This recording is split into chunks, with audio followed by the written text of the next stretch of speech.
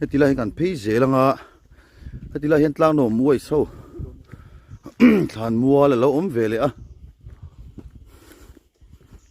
phei zelila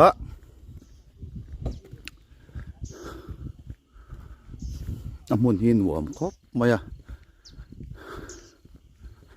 phei chinila Tlangnuam muai so thlanmual thara lo mai tla hian mo Tlangnuam muai so join phum to atla hian mo thlan te po om nel nual to ni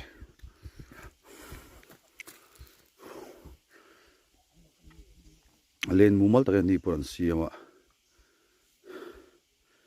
azi me lang rang viu mai Tlangnuam muai so thlanmual hi so ti lai so wedding sheet ang dewen siama he ti an RC ma se so mi in top na bula sonin I mean RCC hi chu top ani